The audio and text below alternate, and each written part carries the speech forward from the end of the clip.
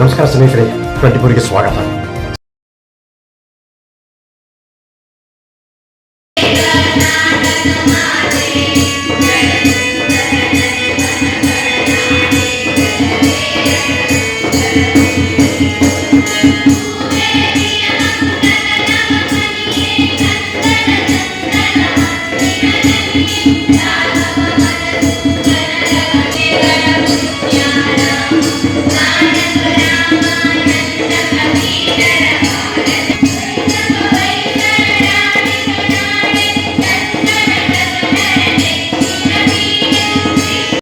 ಅಪರ ಜಿಲ್ಲಾಧಿಕಾರಿಗಳಾದ ವಿಜಯಕುಮಾರ್ ಮಡಿಕೇರಿ ಸರ್ ಅನ್ನು ಕೂಡ ಈ ಕಾರ್ಯಕ್ರಮಕ್ಕೆ ಹಾರ್ದಿಕವಾದ ಸ್ವಾಗತವನ್ನು ಬಯಸುತ್ತೇನೆ. ಇನ್ನೋರ್ವ ಹಿರಿಯ ಸೇನೆ ಕೆಎಸ್ ಅಧಿಕಾರಿಗಳಾದ ರಾಜಶ್ರೀ ಜೈನಾಪುರ್ ಮೇಡಮ್ ಅವರನ್ನು ಕೂಡ ಈ ಕಾರ್ಯಕ್ರಮಕ್ಕೆ ಹಾರ್ದಿಕವಾದ ಸ್ವಾಗತವನ್ನು ಕೋರುತ್ತೇನೆ.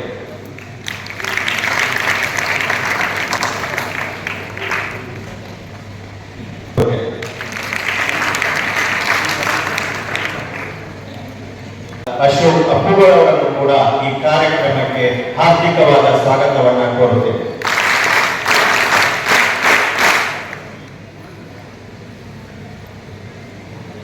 ಸಂಯೋಜಕರಾದ ಗಂಗರೆಡ್ಡಿ ಸರ್ ಹಾಗೂ ಇನ್ನೋರು. ಕರ್ನಾಟಕ ರಾಜ್ಯದಲ್ಲಿ ಎಷ್ಟೋ ಮಂತ್ರಿಗಳು ಆಗಿ ಹೋಗಿದ್ದಾರೆ, ರಾಜಕಾರಣಿಗಳು ಕೂಡ ಆಗಿ ಹೋಗಿದ್ದಾರೆ, ಎಷ್ಟೋ ವರ್ಷಗಳವರೆಗೆ ಆಳ್ವಿಕೆಯನ್ನು ಕೂಡ ಮಾಡಿ ಹೋಗಿದ್ದಾರೆ. ಆದರೆ ಅವರೆಲ್ಲರ ಜನ್ಮ ದಿನಾಚರಣೆಯನ್ನ ನಾವು ಆಚರಿಸುವುದಿಲ್ಲ.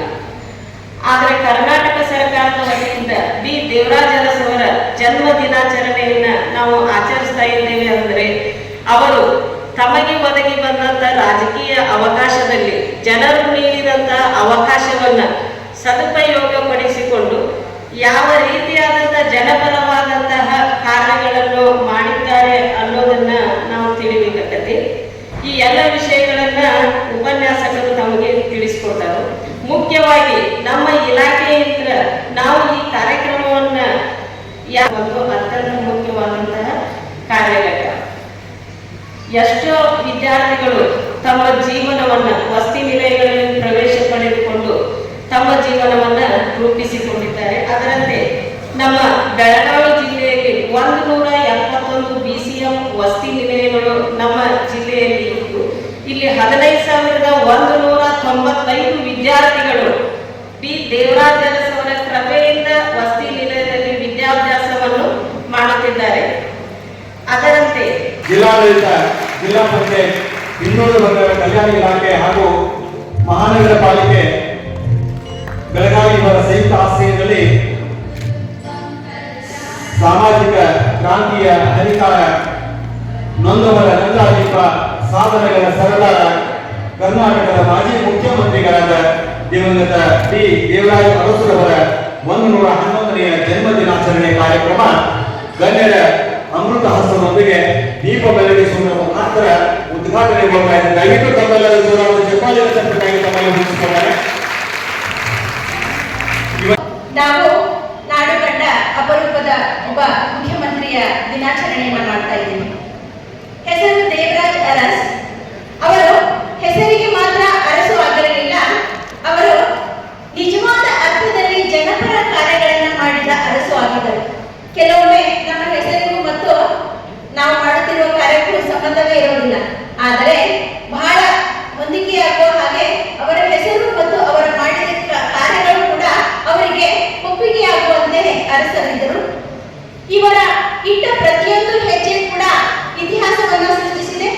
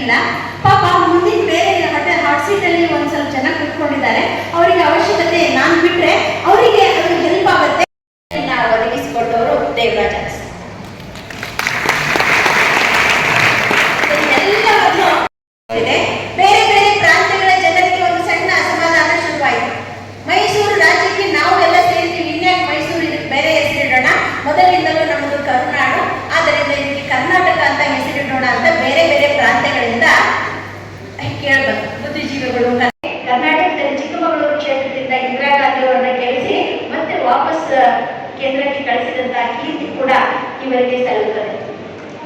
ಇವರು ಸಣ್ಣ ಸಮುದಾಯಕ್ಕೆ ಪ್ರತಿನಿಧಿಸಿದ ಇವರು ಸಣ್ಣ ಸಮುದಾಯದ ಜನರು ಮೇಲ್ಮುಖವಾಗಿ ಚಲಿಸಲು ದಾರಿ ಮಾಡಿಕೊಟ್ಟರು. ಸಾಮಾನ್ಯರು ರಾಜಕೀಯ ಶಕ್ತಿಯಾಗಿ ಬೆಳೆಯಬೇಕು. ಇವರು ಎಂತಹ ನಾಯಕತ್ವ ಅಂದ್ರೆ ಜಾತಿಯೊಳಗಿದ್ದು ಜಾತಿ ಮೀರಿದ ನಾಯಕತ್ವ, ಧರ್ಮದ ಒಳಗಿದ್ದು ಧರ್ಮವನ್ನ ಮೀರಿದ ನಾಯಕತ್ವ ಅಂತ. ಅದು ಇವತ್ತಿನ ಸಮಾಜಕ್ಕೆ ನಮಗೆ ಅಂತಹ ನಾಯಕರು ಬೇಕಾಗಿದೆ. ಮುಂದಿನ ರಾಜಕಾರಣಿಗಳಿಗೆ ಇವರ ನೀತಿ ಮತ್ತು ಸಂದೇಶಗಳು ಮಾದರಿಯಾಗಲಿ, ಕರ್ನಾಟಕ ಮತ್ತೊಮ್ಮೆ ಇನ್ನೊಬ್ಬ ಅರಸರನ್ನ ಕಾಣುವಂತಾಗಲಿ ಎನ್ನುವ ಆಶಯಗಳೊಂದಿಗೆ ನನ್ನ ತರಗತಿಗೆ ಮೀಸಲಾಗಿದ್ದ ನನ್ನ ಉಪನ್ಯಾಸವನ್ನ ವೇದಿಕೆ ಒದಗಿಸಿಕೊಟ್ಟಂತಹ ಬಸವರಾಜ್ ಕುರಿಮುಲಿ ಸರ್, ಜಿಲ್ಲಾಧಿಕಾರಿಗಳು, ಹಿಂದುಳಿದ ವರ್ಗಗಳ ಆಯೋಗ ಹಾಗೂ ಎಲ್ಲ ಜಿಲ್ಲಾಡಳಿತಕ್ಕೂ ನಾನು ಧನ್ಯವಾದಗಳನ್ನ ಹೇಳ್ತೀನಿ. Thank you.